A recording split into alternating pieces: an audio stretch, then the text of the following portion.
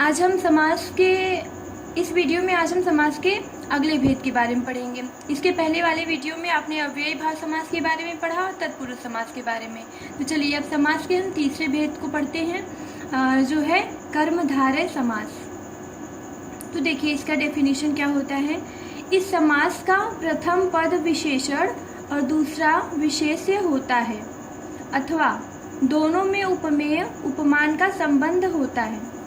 मतलब इसमें क्या होता है, कर्मधारय समास में प्रथम पद विशेषण और दूसरा विशेष्य होगा, या फिर दोनों में से कोई उपमेय या उपमान होंगे। मतलब यहाँ पे देखिए छोटा सा फॉर्मूला है, विशेषण प्लस विशेष्य बराबर कर्मधारय समास। तो चलिए इसके एग्जाम्पल को हम देखते हैं। जैसे नील गगन, इसका विग्रह हम क्या करेंगे, नीला है जो गगन।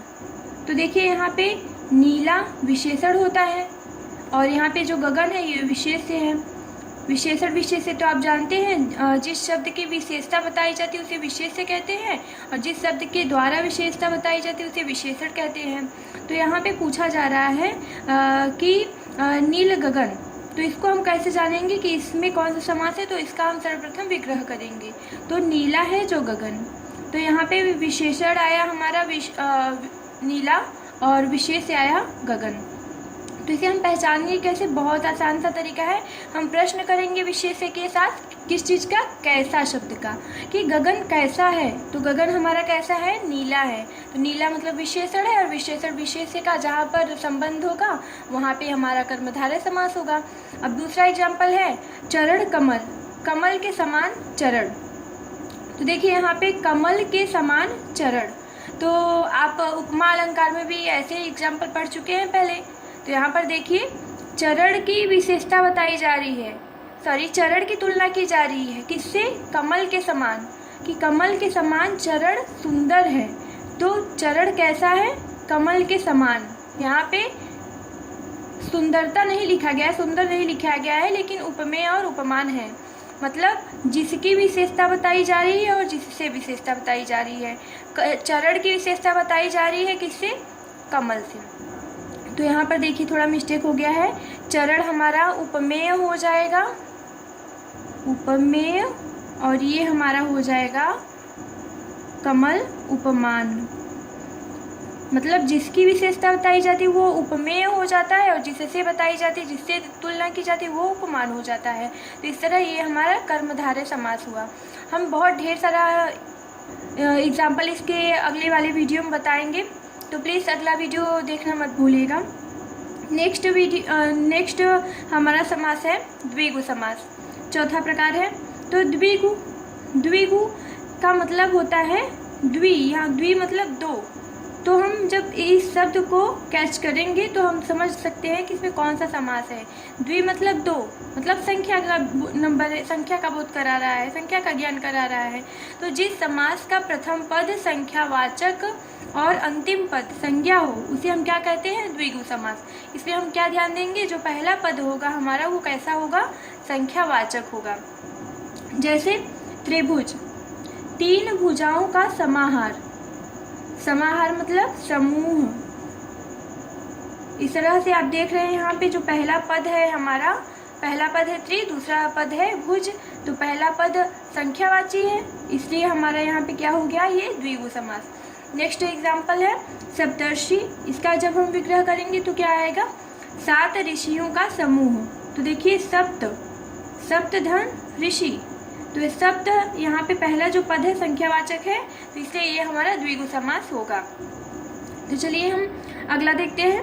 पांचवा है हमारा द्वंद्व समास, जिसमें दोनों पद प्रधान हो, दोनों संज्ञाएं अथवा विशेषण हो। इसका विग्रह करने पर दोनों पदों के बीच और अथवा या जैसा योजक अव्यय लिखा जाता है। अव्यय तो आप जानते हैं जो अपरिवर्तनशील हो, मतलब जिसमें कोई परिवर्तन नहीं कर सकते। इसके पहले वाले वीडियो में भी मैंने आपको अव्यय के बारे में अच्छे से बताया है। तो देखिए इसका विग्रह हम क्या करेंगे, कुछ एग्जाम्पल के द्वारा समझते हैं। जैसे सुख दुख, तो विग्रह क्या किए हैं हम, सुख और दुख। इसी तरह से दूसरा शब्द है हमारा भला बुरा, तो इसका हम विग्रह क्या करेंगे, भला या बुरा। तो ये जो द्वंद्व समास है इसे और अच्छी तरह से समझने के लिए हमने इसके भेद को थोड़ा सा बहुत विस्तार से समझाया है, तो इसे हम आपको समझाना चाहेंगे।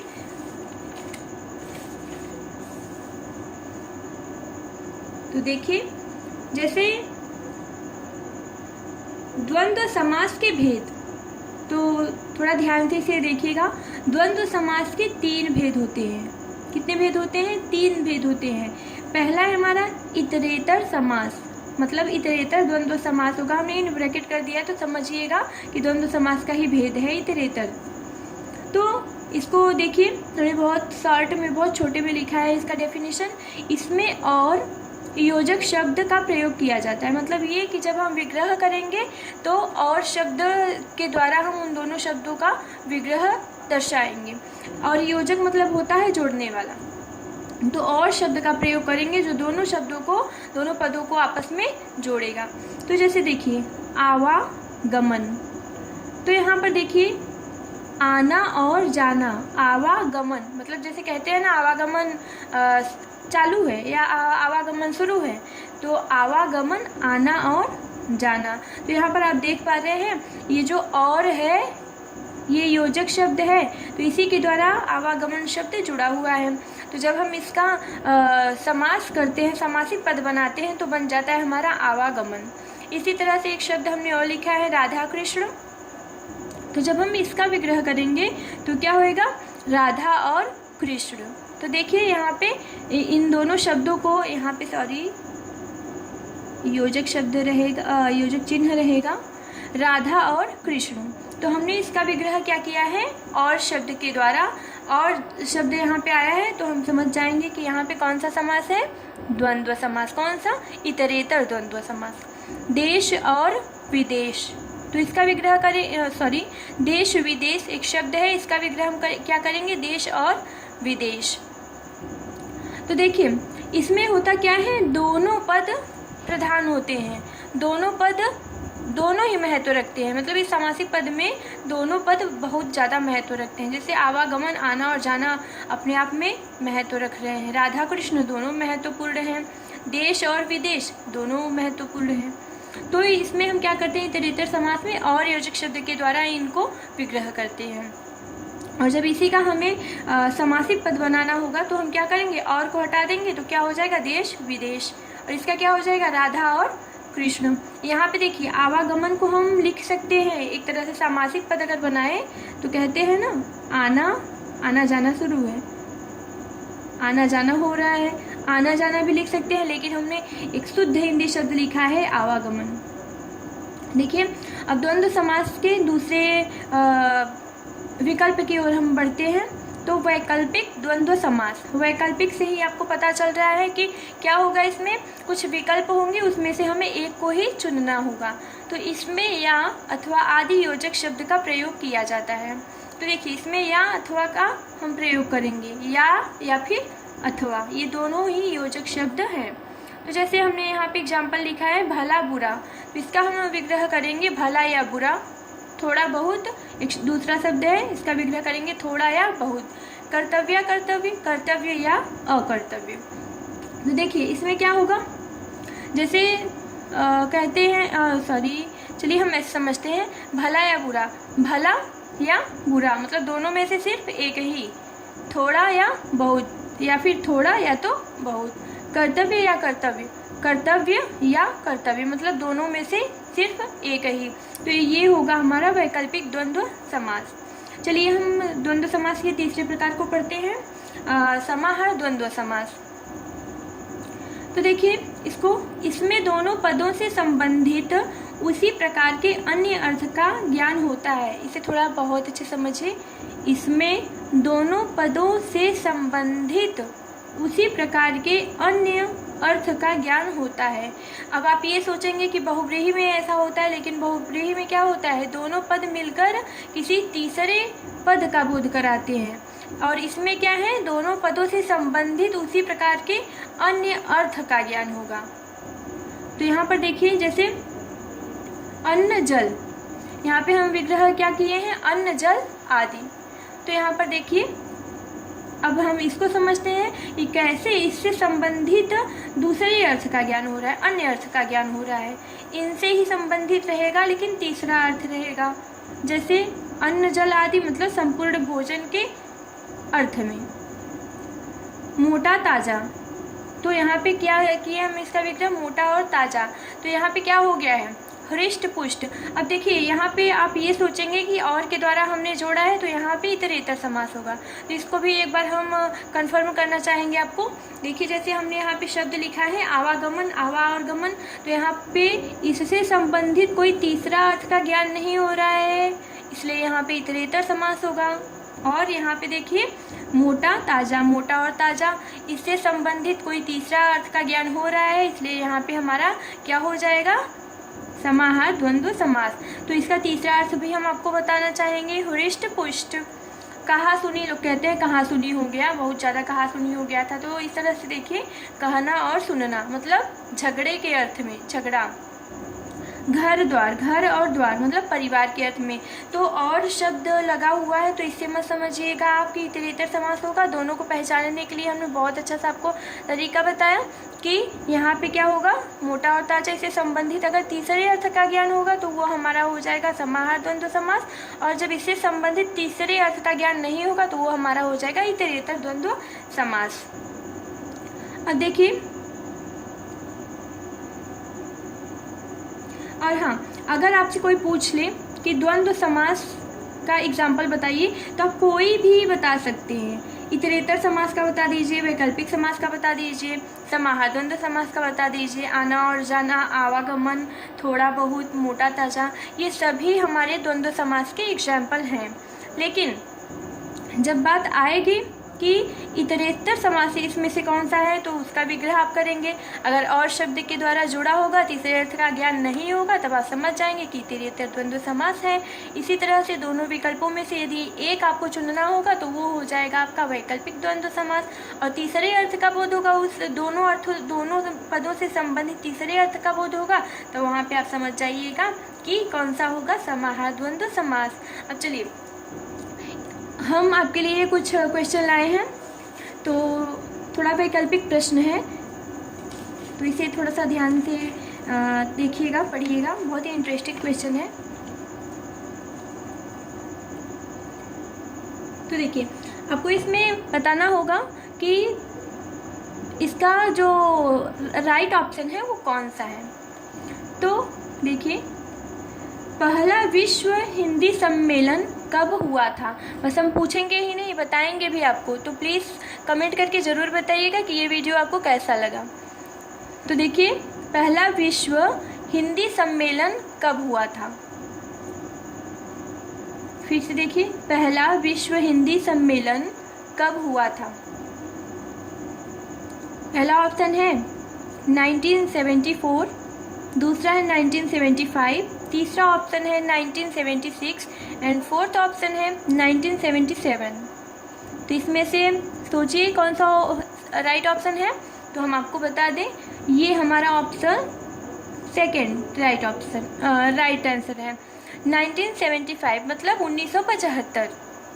दूसरा प्रश्न है हमारा, हिंदी साहित्य की प्रथम कहानी है। देखिए, हिंदी साहित्य की प्रथम कहानी है, कौन सा है। पहला ऑप्शन देखिएगा आकाशद्वीप, दूसरा देखिएगा प्रेम सागर, तीसरा इंदुमती, चौथा है हमारा रानी केतकी की कहानी। तो यहाँ पे पूछा क्या जा रहा है हिंदी साहित्य की प्रथम कहानी, तो चारों ऑप्शन में से आपका ऑप्शन तीसरा राइट है। एंड तीसरा क्वेश्चन देखिएगा, आद्योपांत का संधि विच्छेद है, मतलब इसका राइट संधि विच्छेद क्या होगा। देखिए, पहला ऑप्शन है आद्यो धन पांत, दूसरा ऑप्शन है आद्य धन ओपांत, तीसरा ऑप्शन है आद्य धन उपांत, चौथा ऑप्शन है आद्योप धन अंत। हाँ, इसमें से कौन सा राइट है। देखिए, आद्यो धन पांत, इसे अगर हम मिलाते हैं तो क्या हो जाएगा, आद्यो हो जाएगा, पांत ये तो बन जाएगा हमारा, लेकिन क्या ये राइट होगा, संधि होगा यहाँ पे। तो ये देखिए आद्य धन उपांत, ये देखिए राइट है आद्य धन उपांत, और ये आद्योप धन अंत। हमारा होगा क्या? राइट ऑप्शन हमारा होगा तीसरा, आद्य धन उपांत। यहाँ पर देखिए आद्य का अ और प्लस उ मिल जाएगा, तो अ और उ मिलकर क्या हो जाएगा? ओ। ओ कौन सी संधि में आता है? गुण संधि में। तो इस तरह से हमारा ये हो जाएगा आद्योपांत। तो इससे हम थोड़ा सा आपको बता दें इसका अर्थ क्या होगा। आदि धन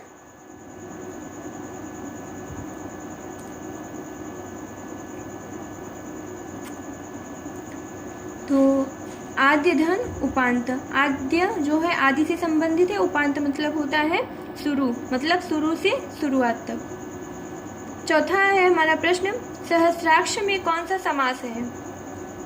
तो यहाँ पे ऑप्शन पहला है द्विगु समास, दूसरा ऑप्शन है कर्मधारय समास, तीसरा ऑप्शन है बहुव्रीहि समास और चौथा ऑप्शन है तत्पुरुष समास। तो सहस्राक्ष, तो इसका कैसे आप जानेंगे कौन सा समास है? सर्वप्रथम इसका हम विग्रह करेंगे। तो सहस्र मतलब होता है हजार, तो द्विगु, इसे भी थोड़ा सा सोचिएगा, रखिएगा अभी अपने पास। दूसरा ऑप्शन है कर्मधारय समास, कर्मधारय तो इसमें हो नहीं सकता, सहस्राक्ष है। और बहुव्रीहि समास, तो बहुव्रीहि समास ये भी हो सकता है। चौथा है तत्पुरुष समास, तो तत्पुरुष समास इसमें नहीं हो सकता, तो इसलिए ये ऑप्शन कट करेंगे, ये ऑप्शन कट करेंगे, दोनों में अब हम सोचेंगे कौन सा समास है।